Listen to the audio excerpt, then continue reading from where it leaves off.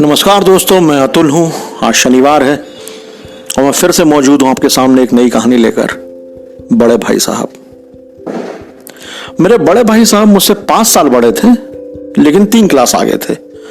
उन्होंने भी उसी क्लास में पढ़ना शुरू किया था जब मैंने शुरू किया, लेकिन वे जल्दबाजी पसंद नहीं करते थे। अपनी नींव मजबूत डालना चाहते थे जिस पर एक आलीशान महल बन सके। 1 साल का काम 2 साल में करते थे, कभी कभी 3 साल भी लग जाते थे। मैं छोटा था, मेरी उम्र 9 साल की, वे 14 साल के थे। उन्हें मेरी निगरानी का जन्मसिद्ध अधिकार था। मेरी शालीनता इसी में थी कि उनके हुक्म को कानून समझूं। वे स्वभाव से बड़े अध्ययनशील थे, हरदम किताब खोले बैठे रहते। शायद दिमाग को आराम देने के लिए कभी कॉपी पर, कभी किताब के हाशियों पर चिड़ियों, कुत्तों, बल्लियों की तस्वीरें बनाया करते थे। कभी कभी एक ही नाम या शब्द या वाक्य 10-20 बार लिख डालते।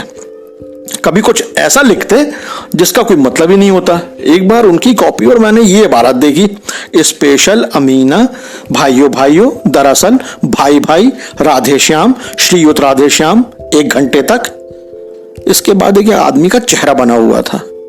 मैंने इस पहेली का अर्थ निकालने की भरसक कोशिश की, पर असफल रहा और पूछने की हिम्मत नहीं हुई।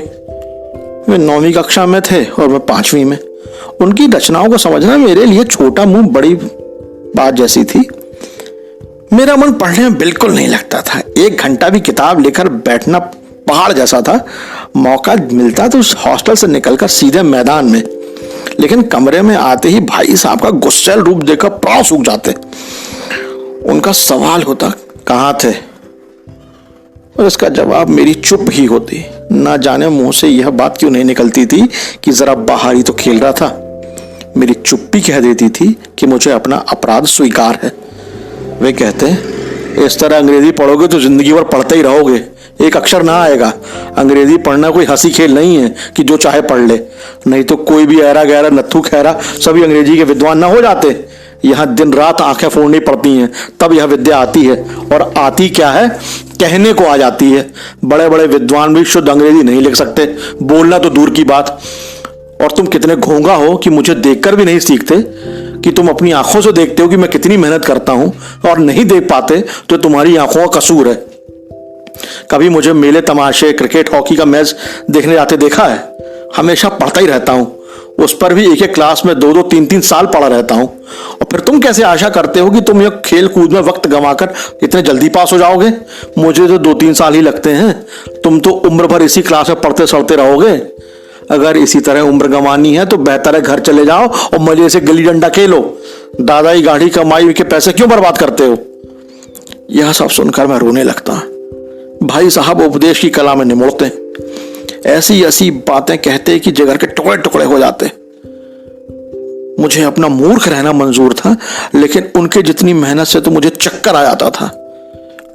टाइम टेबल बनाया जिसमें से खेल की मद नज़ारत रखी। सुबह उठना, 6 बजे मुंह हाथ धोकर नाश्ता करके पढ़ने बैठ जाना। सुबह 6 से 8 तक अंग्रेजी, 8 से 9 तक हिसाब, 9 से 9:30 तक इतिहास, फिर खाना, फिर स्कूल। 3:30 बजे स्कूल से वापस होकर आधा घंटा आराम, फिर 4 से 5 तक भूगोल, 5 से 6 तक ग्रामर, आधा घंटा हॉस्टल के सामने टहलना, 6:30 से 7 तक अंग्रेजी कंपोजिशन, फिर खाना खाकर 8 से 9 तक अनुवाद, 9 से 10 तक हिंदी, 10 से 11 तक अन्य विषय, फिर सोना। टाइम टेबल बना लेना एक अलग बात है, उस पर अमल करना दूसरी बात। पहले ही दिन से टाइम टेबल की धज्जियां उड़ जाती। मैदान की सुखद हरियाली, हवा के हल्के हल्के झोंके, फुटबॉल की उछल कूद, कबड्डी के विदाओं पैच, वॉलीबॉल की वह तेजी मुझे अज्ञात और अनिवार्य रूप से वहां पर खींच कर ले जाती, और वहां जाते ही मैं सब कुछ भूल जाता। सालाना इम्तिहान आ गए। भाई साहब फेल हो गए, मैं पास हो गया और तो और क्लास में फर्स्ट आ गया। मेरे और उनके बीच केवल 2 साल का अंतर रह गया। जी में आया भाई साहब को आड़े हाथों लूं, आपकी वह तपस्या कहाँ गई? मुझे देखिए, मजे से खेलता रहा और क्लास में अव्वल भी हूं।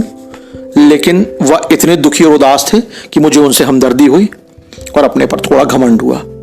भाई साहब का मुझ पर रौब भी नहीं रहा। भाई साहब ने इसे भांप लिया। एक दिन जब मैं सारा समय गिल्ली डंडे को भेंट करके खाने के समय लौटा तो भाई साहब ने मान लो तलवार खींच ली और सीधे टूट पड़े। देखता हूं इस साल पास हो गए हो और दर्जे में अव्वल आ गए तो तुम्हारा दिमाग चढ़ गया है। मगर घमंड तो बड़े बड़ों का नहीं रहा, तुम्हारी क्या हस्ती है। इतिहास में रावल का हाल तो पढ़ा ही होगा। उसके चरित्र से तुमने कौन सा उपदेश लिया। परीक्षा पास कर लेना कुछ ऐसा नहीं है कि जो बहुत कुछ बड़ा हो गया। जो कुछ पढ़ो उसका मतलब भी समझो। रावण भूमंडल का स्वामी था। ऐसे राजा को चक्रवर्ती राजा कहते हैं। आजकल अंग्रेजों के यहाँ राज्य का विस्तार बढ़ा हुआ है, पर इन्हें चक्रवर्ती नहीं कह सकते। संसार में अनेकों देश अंग्रेजों की अधीनता स्वीकार नहीं करते, बिल्कुल स्वाधीन है। रावण चक्रवर्ती था। संसार के सभी राजा उसे कर देते थे, उसकी गुलामी करते थे। मगर उसका अंत क्या हुआ। घमंड ने उनका नामो निशान तक मिटा दिया। कोई उसे एक चुल्लू पानी देने वाला भी नहीं बचा। मेरे फेल होने पर ना जाओ, मेरे दर्जे में आओगे तो दांतों तले पसीना आ जाएगा। जब अलजेब्रा और ज्योमेट्री के लोहे के चने चबाने पड़ेंगे और इंग्लिस्तान का इतिहास पढ़ना पड़ेगा तब समझ में आएगा। बादशाहों के नाम याद रखना आसान नहीं है। 8 हेनरी हुए हैं। कौन सा कांड किस हेनरी के समय हुआ यह याद कर लेना आसान समझते हो। हेनरी 7वें की जगह हेनरी 8वां लिखा और सब नंबर गायब। दर्जनों तो जेम्स हुए हैं, दर्जनों विलियम, कई चार्ल्स। दिमाग चक्कर खाने लगता है। ज्योमेट्री में आबाजा की जगह आजाबा लिख दिया तो सारे नंबर कट। फिर परीक्षा हुई, मैं फिर पास हो गया। भाई साहब फिर फेल हो गए। मैंने बहुत मेहनत ना की थी, पर ना जाने क्लास में फर्स्ट कैसे आ गया। भाई साहब ने जान लगा दी थी। कोर्स का एक एक शब्द चाट गए थे, मगर बेचारे फेल हो गए। मुझे उन पर दया आती थी। उन्हें नतीजा सुनाया तो वे रो पड़े। मैं भी रोने लगा। मेरे पास होने वाली खुशी आधी रह गई। मैं फेल हो गया होता तो भाई साहब का इतना दुख ना होता, लेकिन होने ही कौन टाले। मेरे और भाई साहब के बीच अब केवल एक दर्जे का अंतर रह गया था। अब भाई साहब कुछ नर्म पड़ गए थे। कई बार मुझे डांटने का अवसर पाकर भी उन्होंने धीरज से काम लिया। वे अब समझने लगे थे कि उन्हें डांटने का अधिकार अब नहीं रहा, या रहा तो बहुत कम। अब मुझे कनकौवे यानी पतंग उड़ाने का नया शौक पैदा हो गया। भाई साहब का अदब करता था तो उनकी नजरें तो बचाकर पतंग उड़ाता था। मांझा बनाना, कन्ने बांधना, टूर्नामेंट की तैयारी करना, अब ये सब समस्याएं बिल्कुल गुप्त तरीके से की जाती थी। एक दिन शाम को मैं पतंग लूटने के लिए बेतहाशा दौड़ा जा रहा था। तभी भाई साहब से मेरी मुठभेड़ हो गई। उन्होंने वहीं मेरा हाथ पकड़ लिया और गुस्से से बोले, इन बाजारी लौंडों के साथ क्या धेले के कनकौए को उड़ाते, तुम्हें शर्म नहीं आती। तुम्हें इसका कुछ लिहाज है कि भी नहीं कि अब नीची जमात में नहीं हो, 8वीं में आ गए हो और मुझसे केवल एक दर्जा नीचे हो। आखिर आदमी को कुछ तो अपनी पोजीशन का ख्याल रखना चाहिए। एक जमाना था कि लोग 8वीं दर्जा पास करके नायब तहसीलदार हो जाते थे। मैं कितने ही ऐसे मिडिलचियों को जानता हूं जो आज अव्वल दर्जे के डिप्टी मजिस्ट्रेट या सुपरिटेंडेंट हैं, और तुम उसी 8वें दर्जे में आकर बाजारी लौंडों के साथ कनकौए के लिए दौड़ रहे हो। मुझे तुम्हारी इस कम अकली पर दुख होता है। तुम अपने दिल में समझते होगे कि भाई साहब से महज एक दर्जा नीचे हूं, अब उन्हें मुझे कुछ कहने का हक नहीं है, लेकिन ये तुम्हारी गलती है।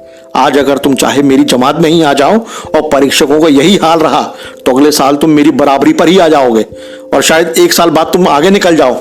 लेकिन मुझ में और तुम में जो 5 साल का अंतर है उसे तुम क्या खुदा भी नहीं मिटा सकता। मैं तुमसे 5 साल बड़ा हूं और हमेशा रहूंगा। मुझे दुनिया का और जिंदगी का जो तजुर्बा है तुम उसकी बराबरी नहीं कर सकते, चाहे तो MA, DLED, PhD क्यों ना हो जाओ। अम्मा ने कोई दर्जा पास नहीं किया, दादा भी शायद 5वीं जमात के ही आगे नहीं गए, लेकिन हम दोनों चाहें दुनिया की सारी विद्या पढ़ लें, दादा और अम्मा को हमें समझाने और सुधारने का अधिकार हमेशा रहेगा। केवल इसलिए नहीं कि वे हमारे जन्मदाता हैं, बल्कि इसलिए कि उन्हें दुनिया का हमसे ज्यादा तजुर्बा है और हमेशा रहेगा। इतिहास विज्ञान की बड़ी बातें चाहे उन्हें न पता हो, लेकिन हजारों ऐसी बातें हैं जिनका ज्ञान उन्हें हमसे और तुमसे ज्यादा है। भगवान न करे आज मैं बीमार हो जाऊं तो तुम्हारे हाथ पांव फूल जाएंगे। दादा को ताड़ देने के सिवा तुम्हारे पास कोई रास्ता ना बचेगा। लेकिन तुम्हारी जगह पर दादा हो तो ना किसी को ताड़ दें ना घबराएं, पहले खुद मर्ज पहचान कर इलाज करेंगे, उसमें सफल ना हुए तो किसी डॉक्टर को बुलाएंगे। बीमारी तो खैर बड़ी चीज है, हम तुम तो इतना भी नहीं जानते कि महीने भर का खर्च कैसे चलता है। जो कुछ दादा भेजते हैं हम लोग उसे 20-22 तक खर्च कर डालते हैं और फिर पैसे पैसे को मोहताज हो जाते हैं। आज हम लोग जितना खर्च कर रहे हैं उसके आधे में दादा ने एक कुटुंब को पाला पोसा जिसमें सब मिलाकर 9 आदमी थे। तो भाईजान यह दिल से निकाल डालो कि तुम मेरे समीप आ गए और स्वतंत्र हो। मेरे देखते तुम बेराह नहीं चल पाओगे, और अगर तुम यूं ना मानोगे तो मैं थप्पड़ का प्रयोग भी कर सकता हूं। मैंने आंखों भरी आंखों से कहा, आप जो कह रहे हैं वह बिल्कुल सच है और आपको कहने का अधिकार है। भाई साहब ने मुझे गले लगा लिया और बोले, पता उड़ाने को मना नहीं करता, मेरा भी जी ललचाता है, लेकिन क्या करूं, खुद बेराह चलूं तो तुम्हारी रक्षा कैसे करूं, यह कर्तव्य तो मेरे सिर पर ही है। ठीक उसी समय एक कटी हुई पतंग हमारे ऊपर से गुजरी, उसकी डोल अटक रही थी। लड़कों का एक झुंड हमारे पीछे पीछे दौड़ा चला आ रहा था। भाई साहब लंबे हैं ही, उछल कर उसकी डोर पकड़ ली और बेतहाशा होटल की तरफ दौड़ पड़े। मैं उनके पीछे पीछे दौड़ रहा था। बस यही थी कहानी। दोस्तों सिर्फ इतना कहना चाहता हूं, कुछ नहीं कहूंगा। जो भी हमारे बड़े हैं, बड़े भाई हो, बड़ी बहन हो, जो भी बड़ा हो, उनकी बातों को बस सुनिए और अमल कीजिए। हम उनसे इतना ऊपर कभी नहीं जा सकते कि आसमान छू लें। उन्हें हमेशा हक रहेगा कि हमें कहीं भी किसी भी रूप से चपत लगा सकें, हमारी गलतियों को ठीक कर सकें। अगले शनिवार फिर मिलूंगा एक नई कहानी के साथ।